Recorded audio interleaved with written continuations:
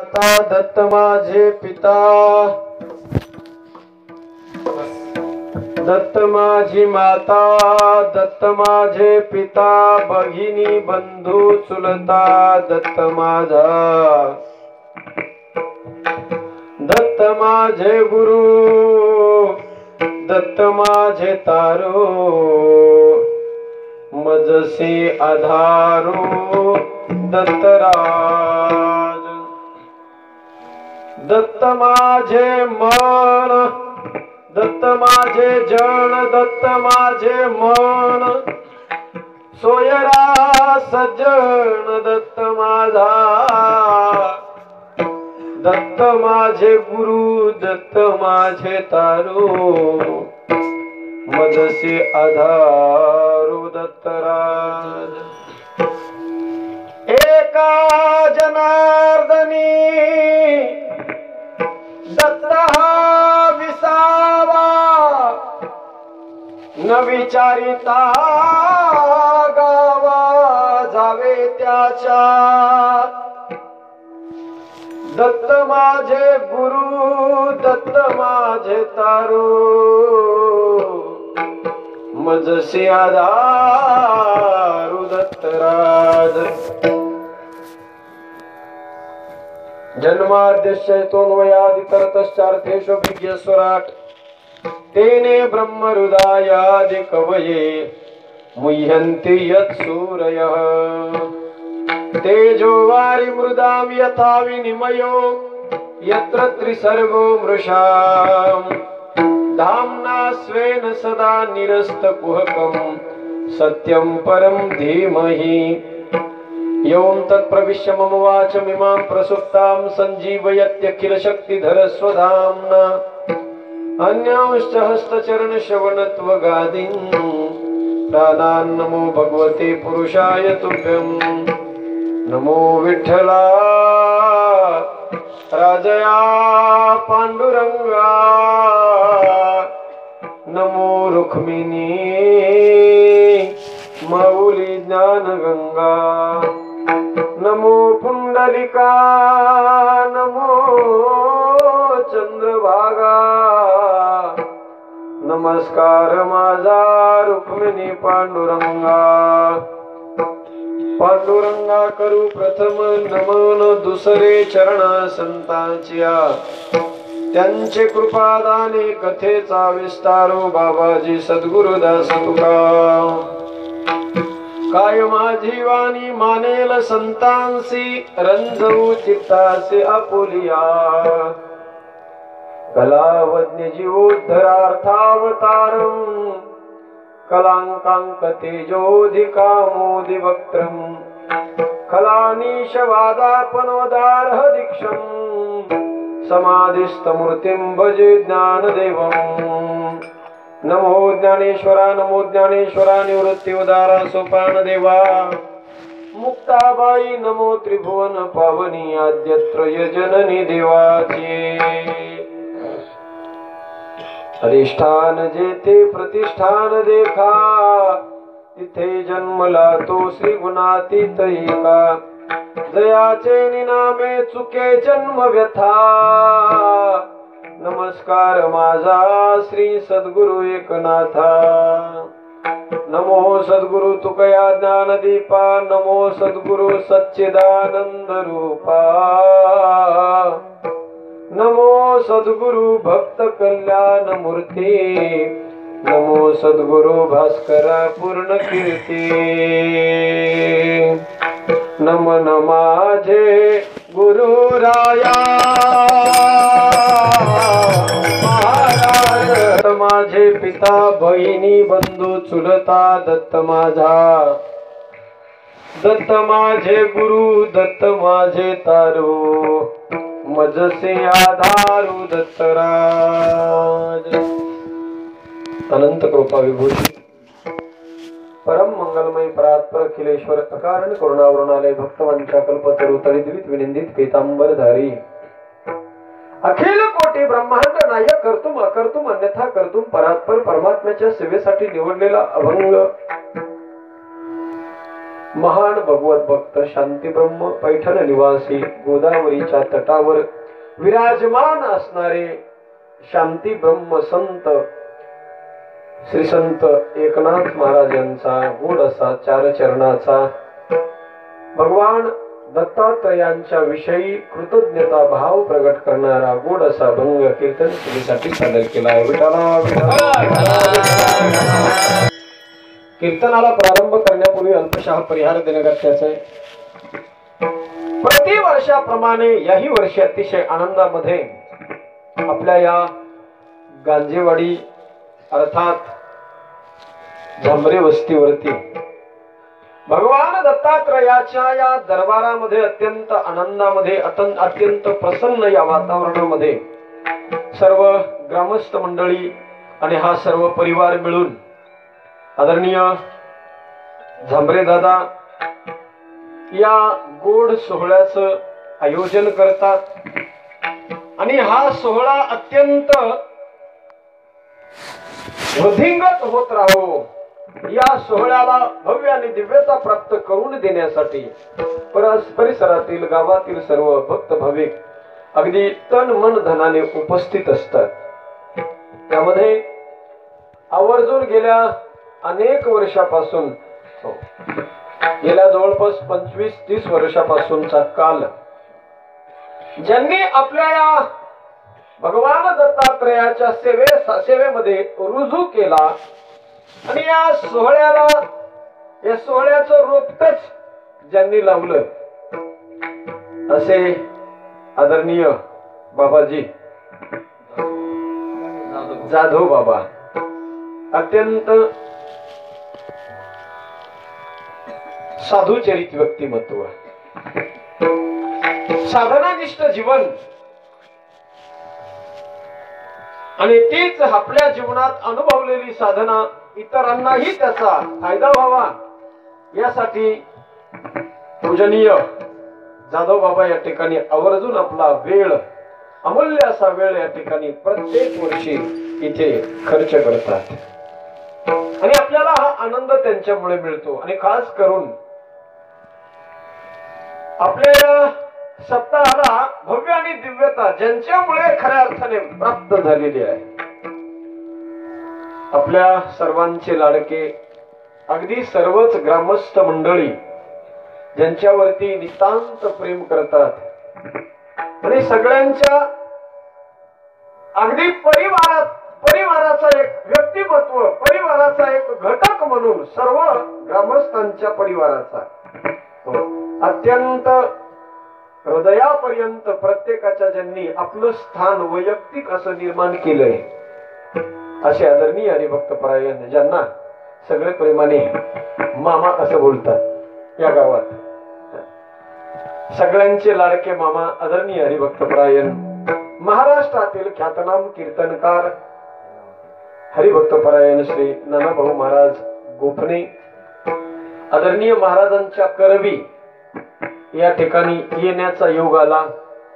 गेल्या 5-7 वर्षापूर्वीपासून वंदनीय या ठिकाणी या दत्तात्रय भगवंताची नितांत सेवा जे करतात असे झांबरे दादा त्यांचा परिचय महाराजांच्या माध्यमातून झाला आणि जो जिव्हाळा त्यांनी गेल्या 25-30 वर्षापासून दादांच्या परिवारासमवेत अनुभवला आपल्या गावाच्या सर्व ग्रामस्थांच्या समवेत अनुभवला तोच जिव्हाळा तेच प्रेम आणि तोच सलोखा गेल्या 5-7 वर्षापासून आम्हीही सर्व मंडळी या ठिकाणी अनुभवत आहोत. अत्यंत एक सर्वच्या सर्व गावातले सगळे मंडळी या ठिकाणी या सोहळ्यासाठी येतात. पण इथे आल्यानंतर तुम्ही सगळेच्या सगळे वेगळ्या वेगळ्या कुटुंबातले आहेत असं आम्हाला तरी नाही वाटत. अगदी एकाच कुटुंबातले सर्व सदस्य बनून या ठिकाणी हा दत्तात्रय भगवंताचा जन्मोत्सव सोहळा अगदी तन मन धनाने तुम्ही सर्वजण साजरा करताय. विठ्ठला विठ्ठला विठ्ठला विठ्ठला. त्याचबरोबर महाराष्ट्रातील ख्यातनाम गायनाचार्य जे नेहमी आमच्या परमार्थिक कार्यामध्ये सदैव ज्यांचा अग्रगण्य असा सिंहाचा वाटा ज्यांचा असतो आमच्या प्रत्येक पारमार्थिक कार्याच्या वाटचालीमध्ये ज्यांच्या नेहमीच समवेत असतात असे आदरणीय हरिभक्तपरायण गायन सम्राट हरिभक्तपरायण, ज्यांचा गोड आवाज गेल्या 2-4 दिवसापासून आपण ऐकता, गेल्या 5-7 वर्षापासून ज्यांना आपण इथे निमंत्रित करता, आदरणीय हरिभक्तपरायण श्री बाळकृष्णजी महाराज सुरासे, आदरणीय महाराजांनाही वंदन करतो. त्याचबरोबर गोड असा मृदंग, कीर्तनाच्या साथीचा मृदंग सज्जन आणि अत्यंत गोड, हो वाजवणंही अत्यंत गोड आहे. बाकी लोक वाजवतात, पकवाज वाजवणारे भरपूर आहेत महाराष्ट्रामध्ये. आम्ही अनुभवतो लाखोच्या समाजामध्ये वाजवणारी माणसं आहेत, पण त्याही लाखोच्या समाजामध्येही पकवाज वाजवत असताना पखवाज वाद्य हे साथीचं वाद्य कसं आहे हे अगदी आदरणीय हरिभक्तपरायण आमच्या गणेश महाराजांचा पखावज ऐकल्यानंतरच कळतं की पखवाजाची साथ कीर्तनाला अशा पद्धतीची करावी लागते. मला वाटतं एकदा गणेश महाराजांसाठी सगळ्यांनी जोरदार टाळ्या वाजवायच्या. अगदी वाजवणं एवढं गोड आहे सज्जन. आम्ही पाहतो, आम्ही रोज कीर्तनाला फिरतोय प्रत्येक ठिकठिकाणी. भले मोठमोठ्या हजारोच्या संख्येने लोक असतात, 100च्या वरील टाळकरी मंडळी असतात, वाजवणारे भरपूर असतात, पण हे वाजवणं अत्यंत गोड असं वाजवणं आहे. पोषक, गायकाला पोषक, कीर्तनकारालाही पोषक असं वाजवणं. आणि आज आवर्जून या ठिकाणी माझ्या बरोबर आलेली महाराष्ट्रातील सुप्रसिद्ध भागवताचार्य हरिभक्तपरायण, ज्यांची पैठण क्षेत्रामध्ये सुंदर अशी संस्था आहे, हरिभक्तपरायण ज्ञानेश्वर महाराज शिंदे महाराजांनाही धन्यवाद देतो. त्याचबरोबर आळंदीवरून आलेले आमचे महाराज मंडळी, आपल्या गावातील टाळकरी मंडळी, सगळे विनेकरी बाबा, पूजनीय दादांचे बंधुराज आणि हे सगळे बालगोपाल मंडळी टाळ घेऊन विशेषतः उभे आहे.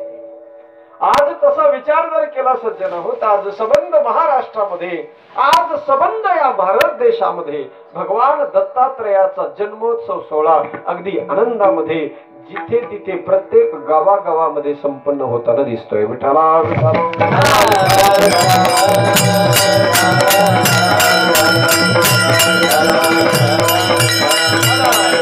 भगवान दत्तात्रयाचा हा उत्सव, हा सोहळा पूर्वी अत्यंत कमी प्रमाणामध्ये व्हायचा सज्जन हो, पण अत्यंत आनंद वाटतो. आज प्रत्येक खेड्याखेड्यामध्ये, वाड्या वस्तीवरती, गावागावामध्ये हा सोहळा आज लोक साजरा करताना दिसत आहेत. आणि आता आजचा दिवस हा अत्यंत महत्वाचा दिवस मानला जातो. हो, आजचा संपूर्ण दिवस हा भगवान दत्तात्रयांच्यासाठीच आहे. आणि दत्तात्रय हे दैवतच असं आहे सज्जन हो, अत्यंत प्रेमळ असं दैवत म्हणजे दत्तात्रय भगवंताच आहे. नाथ महाराज आजचा जो अभंग निवडलाय सज्जन हो, श्री संत शांती ब्रह्म नाथ महाराज या अभंगातून त्या दत्तात्रय भगवंताविषयी, त्या दत्तात्रय भगवंताचा आणि आपला किती जिव्हाळ्याचा, किती सलोख्याचा आणि किती प्रेमाचा संबंध आहे, आणि तो भाव, मनातला भाव या अभंगातून नाथरायांनी प्रगट केलाय. बघा, विठ्ठला विठ्ठला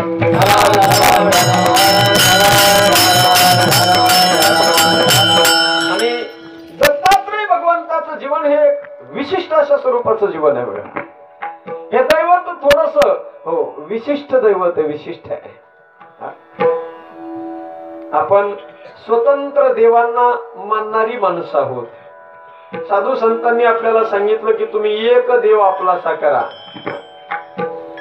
पण मला असं वाटतं बघा, सगळी माणसं या जगामध्ये देवाला मानणारी जेवढी म्हणून काही आस्तिक मंडळी येतात.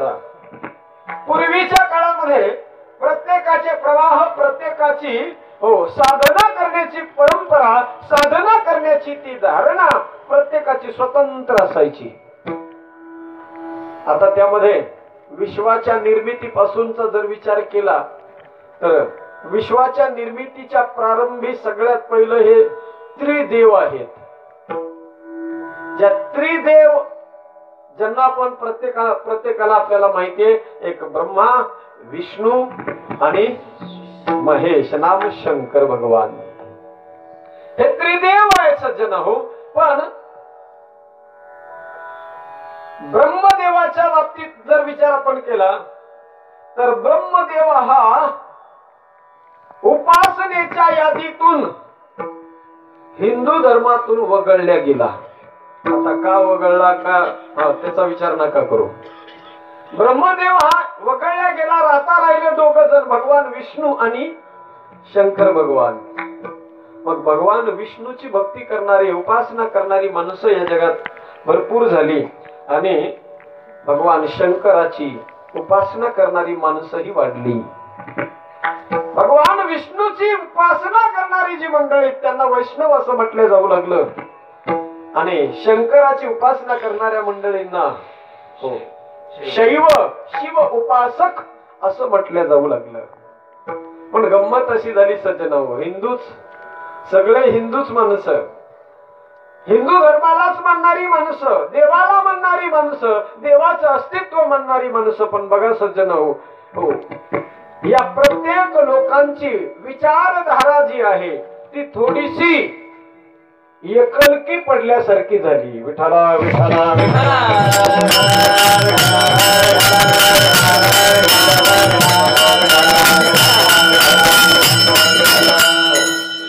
विचारधारा थोडीशी एकलकी पडल्यासारखी का झाली? कारण भगवान विष्णूला मानणारी जी माणसं आहेत, भगवान विष्णूचे जे उपासक आहेत, ते भगवान विष्णूचे उपासक शंकराची उपासना करायलाच तयार नाही. काळानुसार अशी परिस्थिती होतही असते. भगवान विष्णूची उपासना करणारी माणसं शंकराची उपासना करायला तयार नाहीत आणि शंकराची शिव उपासना करणारी माणसं विष्णूला म्हणायला तयार नाहीत. अशी परिस्थिती निर्माण झाली सज्जन हो. माणसं गटातटामध्ये विभागल्या गेली, उपासना गटातटामध्ये विभागला गेली आणि म्हणून आता शेवटी तो भगवान परमात्मा बुद्धी देणाराही तोच आहे आणि योग्य मार्गाला लावणाराही तोच परमात्मा आहे सज्जन हो. परमात्म्यानं हो असं म्हणा की भगवान परमात्म्याचीच ही इच्छा होती की हे सगळे आपल्या आपल्या मतांतराप्रमाणे स्वतंत्र प्रवाह तयार करून त्या प्रवाहामध्ये कुणी वैष्णव झालं, कुणी शैव झालं, हो आपल्या आपल्या पद्धतीने कुणी शक्त झालं, शक्तीची उपासना करणारी माणसं. म्हणून भगवान परमात्म्याने मनात असा विचार केला की नाही आता हे विभक्त झालेले हे सगळ्या वेगवेगळ्या वाटा तयार करून जाणारे हे सगळे माझे भक्त एकाच ठिकाणी आले पाहिजे. या सगळ्यांचा प्रवाह एकाच ठिकाणी आला पाहिजे आणि तो प्रवाह भगवंताने विचार केला की पहिला आपल्यालाच विभक्त झालेला माझा स्वतःचा जो प्रवाह आहे तो अगोदर एक रूप झाला पाहिजे. आणि म्हणून ब्रह्मदेव, भगवान विष्णू आणि शंकर, आता तसा विचार केला तर हे काय वेगळे नाही बरं का, सगळे देवाचे अवतार आहेत. देव नटला नाना परी भरो निवरला चराचरी अवताराच्या राशी तो हा उभा विठ्ठल उभा विठ्ठल अवताराच्या राशी तो हा उभा विठ्ठल उभा विठ्ठल अवताराच्या राशी तो हा उभा विठ्ठल तो हा उभा विठ्ठल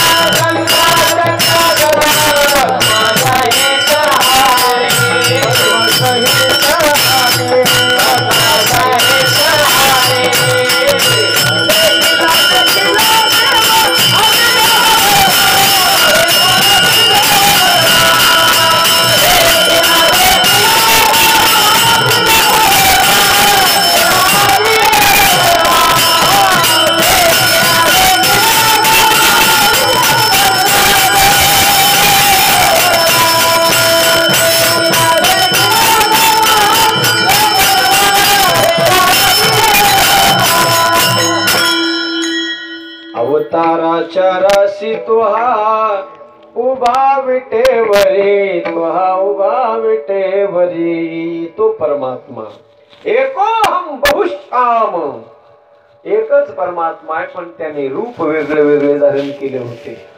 हरियली सोंगे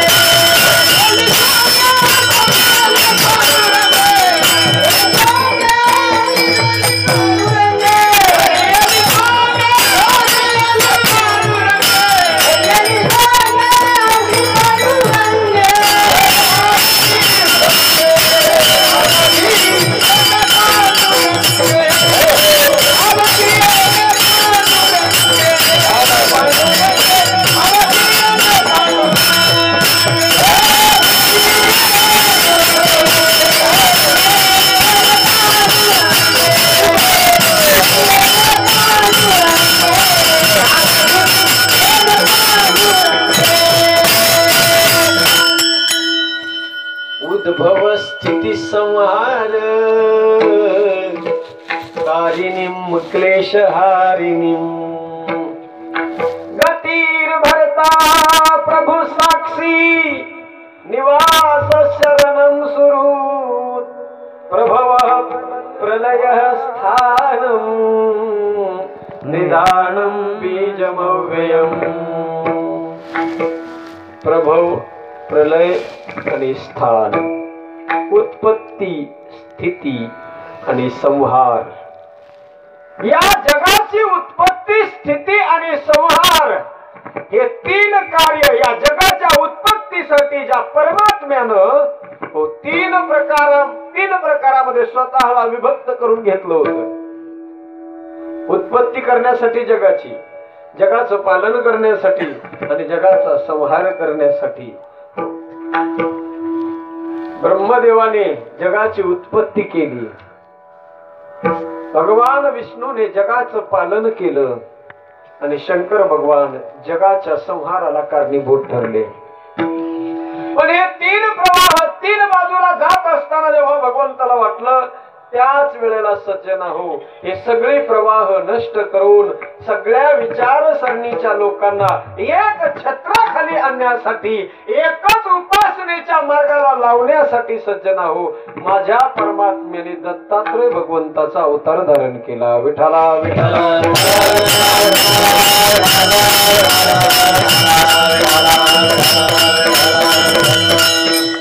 सगळ्या परंपरा सगळे प्रवाह एकत्रित आले आणि तिन्ही देव मिळून एक देव झाला आणि ते म्हणजे दत्तात्रय भगवान.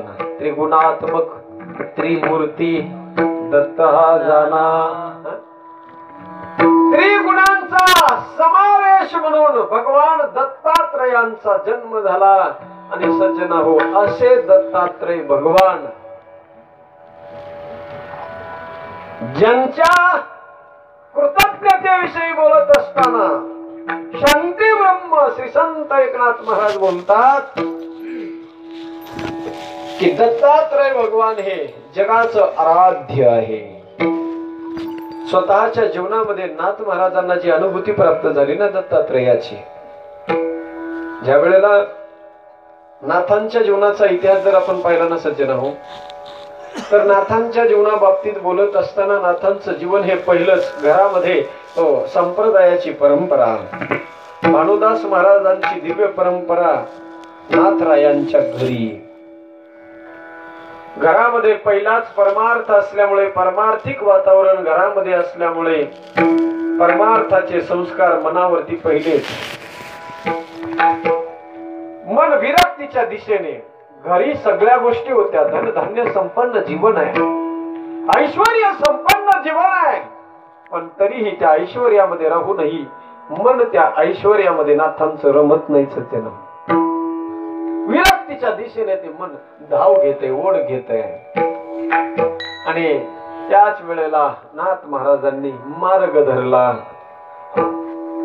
साधनेचा मार्ग स्वीकारला, घरादाराचा, माता पित्यांचा, सर्व परिवाराचा त्याग केला आणि श्री संत शांती ब्रह्म एकनाथ महाराज औरंगाबाद पासून जवळच दौलताबाद नावाचा किल्ला, ज्याला पहिलं देवगिरी असं नाव होतं, अत्यंत गोड किल्ला सज्जन हो, जो अत्यंत पूर्वीच्या काळापासून आहे, छत्रपती शिवरायांच्या काळाच्याही पूर्वीपासून तो किल्ला आहे असं म्हणतात सज्जन हो. जगात आपल्या भारत देशातली सगळ्यात जास्त श्रीमंती म्हणजे देवगिरी होती. त्याला देवगिरी यासाठी म्हटलं जायचं की त्या देवगिरीवरती असं म्हणतात, भारत देशातलं एवढं सोनं, जेवढं सोनं इंग्रजांनी लुटून नेलं ना, त्याच्यातलं जवळजवळ 70% सोनं त्या देवगिरीवरती होतं. एवढं ऐश्वर्य त्या देवगिरीवर होतं सज्जन. आणि त्याच ऐश्वर्याच्या त्या देवगिरीच्या तलेटीमध्ये एक महात्मा राहत होता, ज्यांचं नाव होतं जनार्दन महाराज. पत्ता लागला सज्जन हो आणि नाथ महाराज निघाले तिकडे. आंबा पाडाला लागल्यानंतर पोपटाला सांगावं लागत नाही, पोपट महाराज आंबे पाडाला लागलेत, आता तुम्ही त्याचा आस्वाद घेण्यासाठी या म्हणून. नाथ महाराजांच्या अंतकरणाची दशा परिपक्व झाली आणि गुरुचा शोध घेत घेत नाथ महाराज तिथे पोहोचले. जनार्दन महाराजांची भेट झाली, गुरुची भेट झाली सज्जनांनो. आपल्या गुरुच्या चरणावरती नतमस्तक झाले, मंत्र दीक्षा प्राप्त झाली आणि तिथूनच त्या देवगिरी पासून अगदी जवळच्याच अंतरावरती, कधी आले ना तुम्ही औरंगाबाद परिसरामध्ये, अत्यंत सुंदर आहे सज्जनो. नाथ महाराजांचा मी अभंग यासाठी घेतलाय कारण नाथ महाराजांचा सगळ्या संतांपैकी जर आपण विचार केला, सगळ्यात जास्त अत्यंत जवळचा संबंध बाकीच्या संतांपेक्षा नाथ महाराजांचा आणि भगवान दत्तात्रयाचा जरा जास्त आहे. कारण त्याच परंपरेतून, त्याच संप्रदायातून नाथ महाराजांचं जीवन पुढे घडलेलं आहे. अत्यंत गोड ते ठिकाण आहे सज्जन हो. आजही आपण गेलो ना तर ती तपस्थली नाथरायांची देवगिरी पासून अत्यंत जवळच असणार ठिकाण, ज्याला श्रीभंजन. ऐका, कधी गेलेच एन्जॉय करायला तर तिकडे गेल्यानंतर हे 2 ठिकाणं आवर्जून तिथे दर्शन घेऊन या. ज्याला श्रीभंजन असं ठिकाण आहे सज्जन हो, त्या ठिकाणी जाऊन नाथरायांनी तिथे आराधना केली, उपासना केली आणि तिथेच खडतर अशी उपासना नाथरायांनी केली. तिथे नाथ महाराजांच्या जीवनामध्ये सज्जन हो अनेक प्रकारच्या परीक्षा सुद्धा त्यांना द्याव्या लागल्या. कारण उपासना करत असताना, एखाद्या गोष्टीची सिद्धी करत असताना सहजासहजी ती प्राप्त होत नाही. खडतर अशी हो परीक्षा तिथे नाथ महाराजांना द्यावी लागली. भला मोठा साप यायचा, अंगावरती खेळायचा, डोक्यावरून असा फणा काढून वरती जायचा. नाथ महाराज त्या परिस्थितीलाही डगमगले नाही. काही झालं तरी बस, आता गुरुच्या कृपेने, ज्या गुरुने आम्हाला रस्ता दाखवलाय हो, ज्या परमात्म्याची भेट घ्यायची हो, एवढंच ध्येय नाथांच्या डोळ्यासमोर असायचं. उपासना सुरू झाली दिवस रात्र आणि एक दिवस अचानक असा दिव्य प्रकाश नाथांच्या डोळ्यासमोर पडतो. दिव्य अशी ज्योत डोळ्यासमोर उभी राहते सज्जन हो. आणि तिथे एका अवधूत वेशामध्ये एक फकीर, गाय सोबत आहे, अवतीभोवती श्वान आहे, हातामध्ये त्रिशूळ धारण केलेला, विभूती अंगावर परिधान केलेली आणि असा तो हो फकीर जोगी तिथे आला तो. आणि आल्याबरोबर सज्जन हो नाथांना भेटला.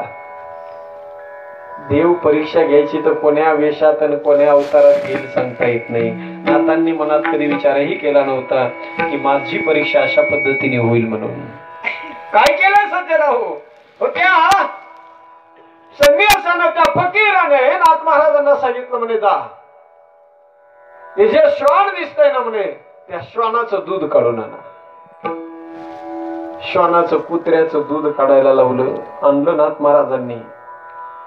गुरुवाक्येषु प्रमाणम, गुरुवाक्याची, गुरुवाक्यावर विश्वास हो आहे. महात्मा फकीर आहे हो. घेतलं सज्जन हो पात्र आणि त्या श्वानाचं दूध काढून आणलं. म्हणले आता एक काम करा, त्याच्यात आता भाकरी कुस्करा. भाकरी कुस्करायला लावली सज्जन होऊन त्या श्वानाच्या दुधामध्ये नाथ महाराजांना हो त्याचा काला करायला लावला. म्हटले आता घ्या, त्याच्यातला एक कवळ उचला आणि टाका तुमच्या मुखात. श्वानाच्या दुधाने बनवलेल्या काल्याचा एक घास नाथ महाराजांना तो उचलून तोंडात टाकायला लावला. नाही विचार केला, उचलला तो घास आणि सज्जन हो तोंडामध्ये टाकला. आणि जसा तो घास तोंडात गेला तस नाथांची काया पालटली. लख प्रकाश नाथांच्या डोळ्यासमोर दिसू लागला आणि अवस्था अशी झाली सज्जन हो, जो फकीर दिसत होता ना तो फकीर आता फकीर नव्हता राहिला नाथ महाराजांसाठी. तो अवधूत बाबा, तो कोणी सामान्य नव्हता राहिला सज्जन हो. साक्षात भगवान दत्तात्रयाची हो त्रिमूर्ती, भगवान दत्तात्रयाची मूर्ती डोळ्यासमोर दिसत होती. पाहिला सज्जन हो, जिकडे पाहिल तिकडे भगवान दत्तात्रयाचं स्वरूप नाथरायांना दिसायला लागलं सज्जन हो. दैदिप्यमान कांती दिसायला लागली, त्रिमूर्ती दिसायला लागली आणि ती दिव्य छटा दत्तात्रय भगवंताची पाहिली आणि अवस्था अशी झाली सज्जन हो. नाथ महाराजांच्या जीवनामध्ये सगळीकडे आता तिकडे पाहिल तिकडे चैतन्य दिसू लागले.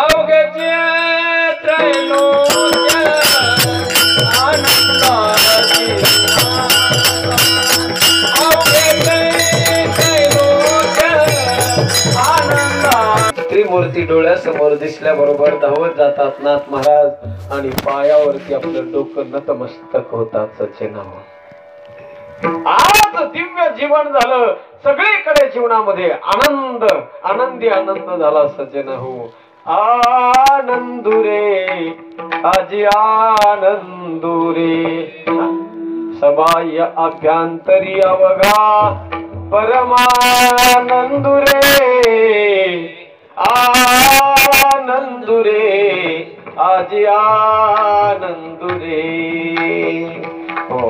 त्या परमात्म्याला पाहिलं सज्जन हो. आणि नाथ महाराज म्हणतात त्या दत्तात्रय भगवंतांनी मला अलगत असं कवेद घेतलं, मिठी मारली आणि हृदयाला लावलं.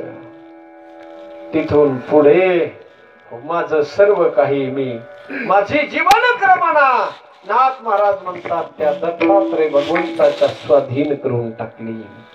माझ्या जीवनामध्ये आता कोणीच नाही राहिलं. मला या जगामध्ये जगाकडे मी पाहिलं तर मला कोणीही दिसत नाही. मला हे जग कसं दिसू लागलं, जगामध्ये मला कोणीही दिसत नाही. जिकडे पाहावं तिकडे परब्रह्माची कोंदले, जिकडे पाहावं तिथे परमात्म स्वरूप दिसू लागलं. ती चैतन्याची आभा, तो चैतन्याचा गाभा नाथरायांना आपल्या डोळ्यासमोर दिसू लागला सचिन.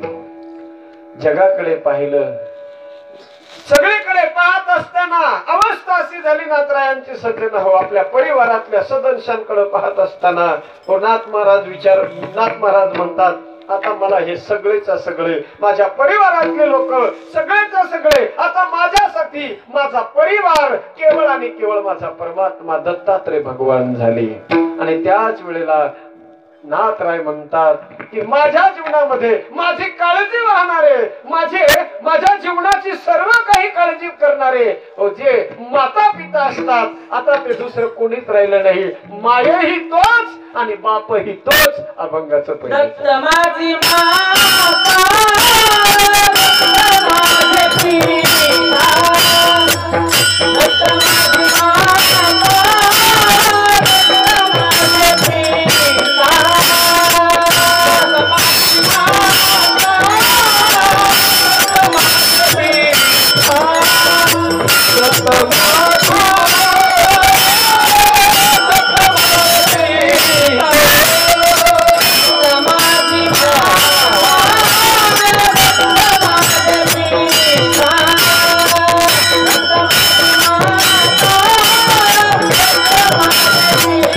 Ah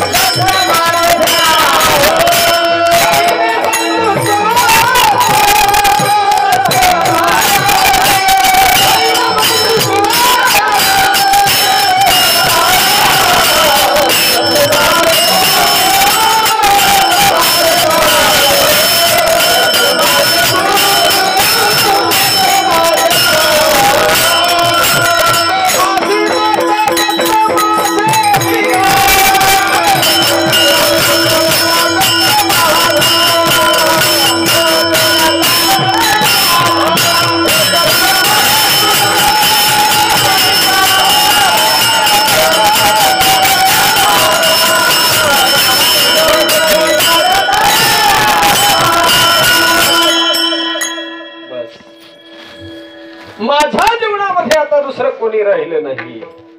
जगामध्ये माझी काळजी करणारी माझी आई, माझे वडील, माझे बाप, माझे सर्व काही, माझा परिवार, माझा दत्तात्रय झाला.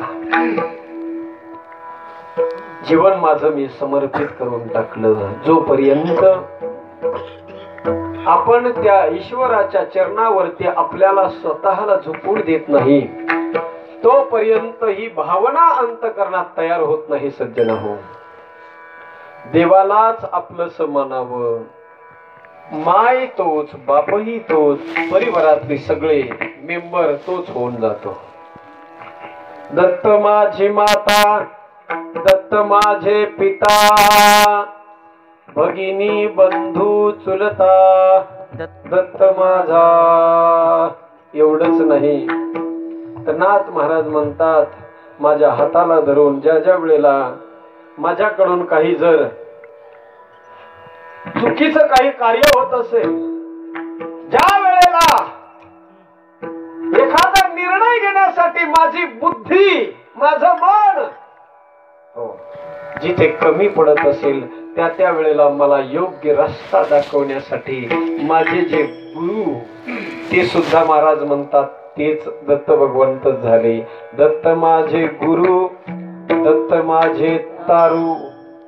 आता मला नुसतं गुरुच नाही, गुरु हा माझे गुरु दत्तात्रय झाले.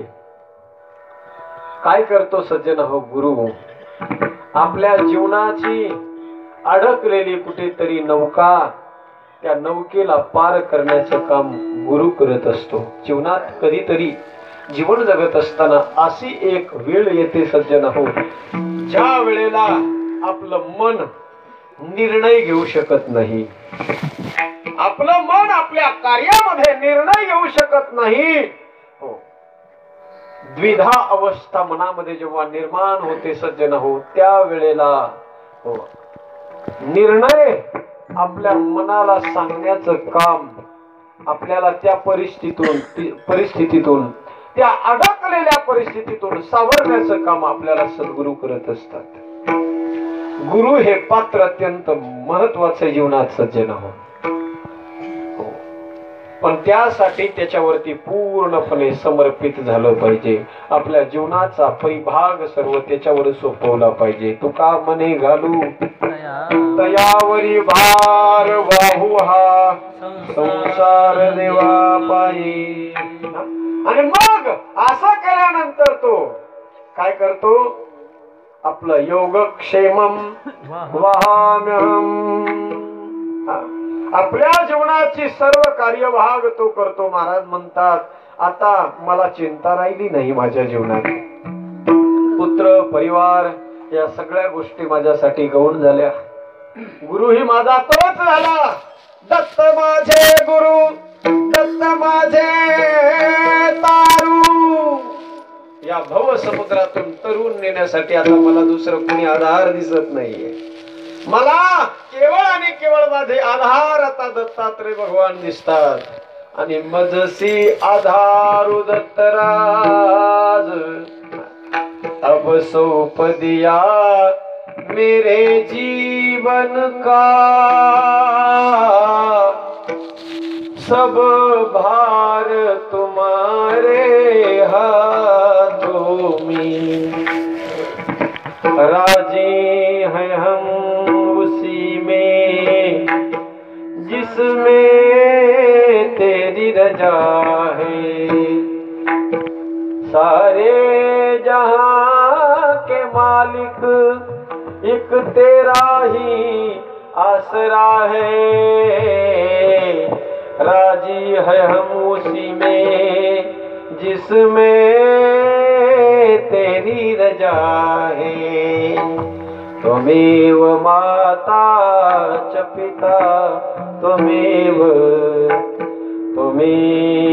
बन्धुश्च सखा त्वमेव, त्वमेव विद्या द्रविणं त्वमेव सर्वं मम देव देव। माझं सर्व काही तूच आहेस.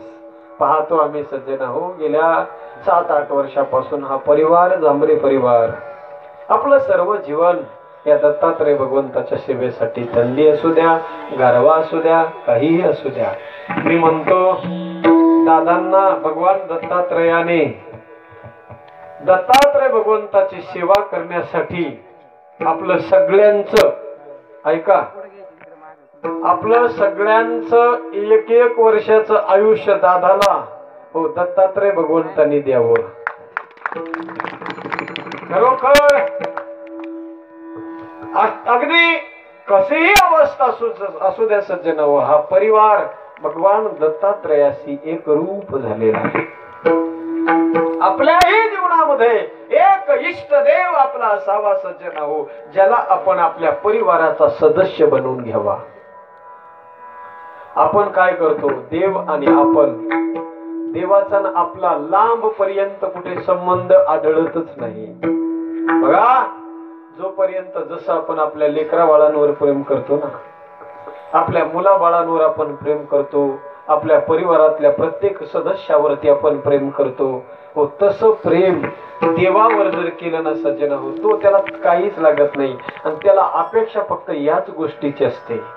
देव भावाचा भुकेला हाची दुष्काळ तयाला, तो फक्त प्रेम मागतो सज्जन हो, तुमच्याकडे दुसरे कशाचीच मागणी तो करत नाही.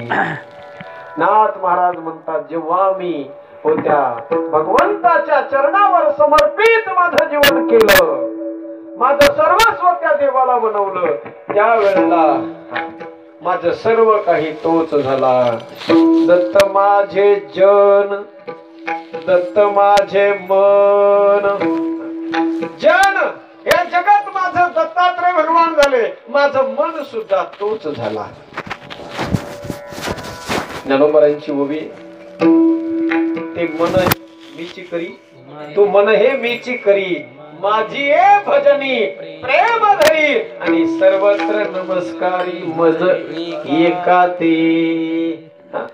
काय गोड ओवी बघा, ते तू मन हे मीची करी. अरे मन जे ना तुझं मन, आता त्या तुझ्या मनाला या संसारात, या संसार चक्रामध्ये नको गुरफटून देऊ. आता त्या मनाला तू माझ्या चरणावरती लीन करून टाक, एक रूप करून टाक. नाथ महाराज म्हणतात, ते मन माझा परमात्माच झाला.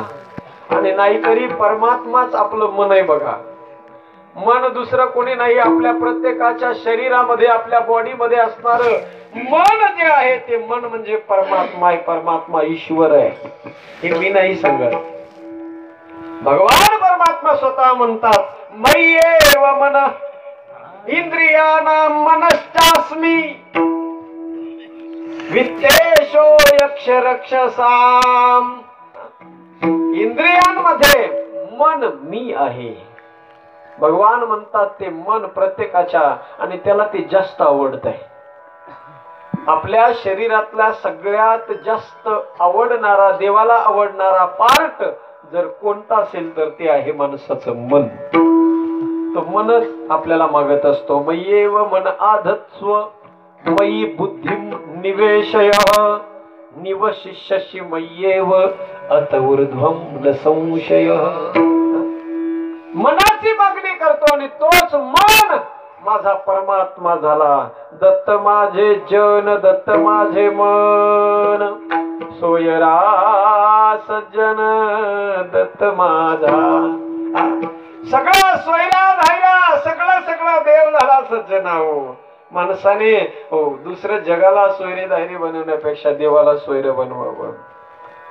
देव सोयरा, देव सोयरा, देव सोयरा दिनाचा. तो सोयरामचा झाला. महाराज म्हणतात, सर्व काही तोच झाला. आणि महाराज शांती ब्रह्मश्री एकनाथ महाराज म्हणतात, अरे बाबांनो, कसल्याही प्रकारची अगोदर मी अपॉइंटमेंट घेतली नव्हती त्या देवाची. त्याला भेटण्यासाठी अगोदर काही ऍडव्हान्स मध्ये मी काही लेटर पाठवलं नव्हतं.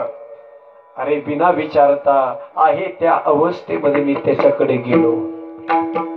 पण केला ना त्याने त्या ईश्वराने, त्या देवाने माझा स्वीकार केला ना, मला आपलंस केलं ना त्याने मला हृदयाला कवटाळलं, माझा सर्वस्व तो झाला.